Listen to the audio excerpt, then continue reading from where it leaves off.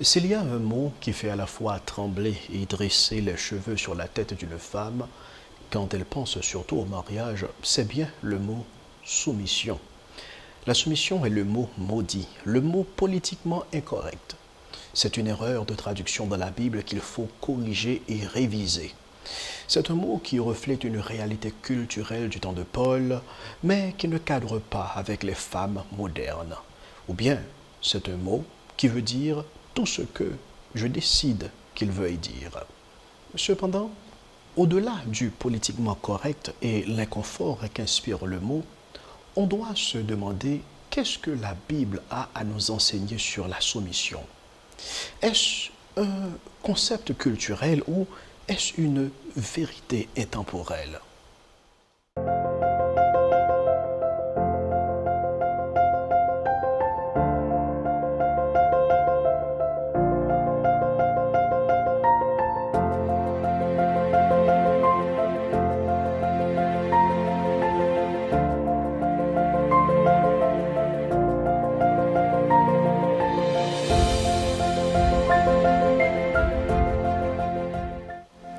Je suis Jean-Gary Auguste et vous suivez Parlons en famille. Les mots évoluent et le sens des mots varie selon l'époque et le milieu. Par exemple, le mot crachat autrefois désignait un signe distinctif d'un chevalier, mais aujourd'hui, le crachat est le liquide visqueux projeté de la bouche. Aujourd'hui, formidable veut dire extraordinaire, mais autrefois, cela voulait dire terrible, ce qui faisait horriblement peur. C'est de cette manière que certains approchent la Bible à travers la lentille d'une évolution dynamique dont le sens doit être défini par chaque période, pour chaque génération. Le mot soumission, pour sa part, est très suspecté parce que son usage historique a tendance à modifier complètement son sens biblique pour devenir un mot qui évoque pour l'heure la domination de l'homme, l'infériorité et la domesticité de la femme. Et c'est vrai, l'histoire rend témoignage de la cruauté et des monstruosités perpétrées contre les femmes au nom du devoir de soumission. Il y a un film sorti en 2014 appelé Les Insoumises qui traite largement de ce sujet. Voici un segment de la bande-annonce qui peut mieux aider à comprendre pourquoi ce mot est négativement chargé dans notre société et même auprès des femmes chrétiennes. Il existe un monde où être une femme est un châtiment. Un monde où 117 millions d'entre elles sont éliminées avant leur naissance. Un monde où une femme est excisée toutes les 15 secondes. Où 1,5 million de jeunes femmes sont victimes de trafic sexuel. Un monde où chaque année, plus de 5000 femmes sont victimes de crimes d'honneur. Il existe un monde où une femme sur 10 est victime de violences conjugales. Vous trouvez ça normal? Cela n'a rien de normal. Il y a un roman paru en 2018 écrit par Nicolas Beuglet dans lequel il a mis les propos qui suivent dans la bouche de l'un de ses personnages. Cela dit, c'est ainsi que depuis 5000 ans, des millions d'hommes, de femmes, d'enfants sont nourris de récits religieux maquillés, de mythes réécrits et d'une histoire où la féminité est sans cesse rabaissée et diabolisée pour nous faire accepter l'inacceptable, la soumission de la femme à l'homme. Le personnage de Beuglet nous dit que la soumission de la femme à l'homme est inacceptable, même si ces propos s'inscrivent dans un contexte plus large, mais ils s'appliquent aussi aux familles. Je réponds pour préciser en tout premier lieu qu'il n'y a aucun lien entre la définition de la Bible et l'usage que l'on fait de ce mot dans la société. J'ai élaboré une définition que je pense bien refléter l'enseignement de la Bible de ce mot.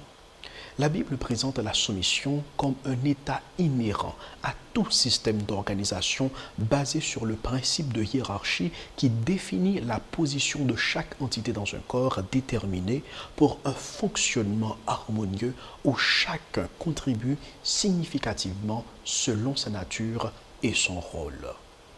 Le concept de soumission ne concerne pas que les femmes.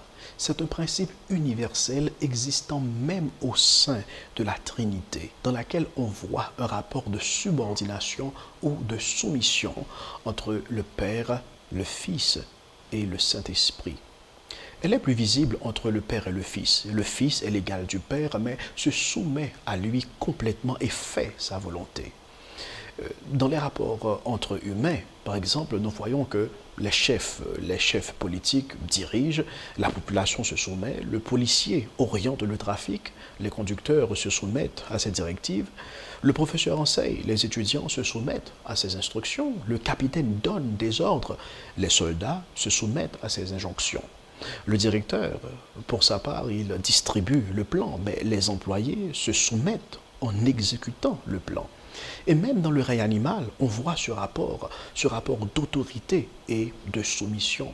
Dieu a institué les choses de cette manière. Ce principe s'applique aussi dans la famille, où l'homme est la figure d'autorité. Et en rapport à cette autorité, au sein de la famille, la femme doit montrer de la soumission. Le principe en soi est bon, mais tout ce qui existe étant déformé par l'effet du péché, l'autorité de l'homme se corrompt pour devenir de la tyrannie et la soumission de la femme se transforme en rébellion. L'homme devient un dictateur pervers et abusif et la femme a une langue bien pendue qui ne cesse de harceler. L'homme devient un prédateur et la femme une proie. Mais Christ a changé cette dynamique. En Éphésiens 5, 25, nous lisons « Marie, aimez vos femmes comme Christ a aimé l'Église et s'est livré lui-même pour elle. » Christ montre que l'amour d'un homme pour sa femme le conduit non à se servir de sa femme au point de la sacrifier pour son propre plaisir, mais de mettre tout son cœur et toute sa force au service de sa femme et de ses intérêts. C'est ce à quoi doit servir l'autorité de l'homme. Dans la Bible, l'autorité et l'amour marchent ensemble. La femme a besoin de comprendre que la soumission, ce n'est pas du sexisme, du machisme, ni ce n'est pas un code social de domination patriarcale, mais elle fait partie du plan de Dieu pour son bien. La soumission n'est pas un signe de faiblesse comme le clame la société, mais c'est un acte de sagesse et d'obéissance à Dieu.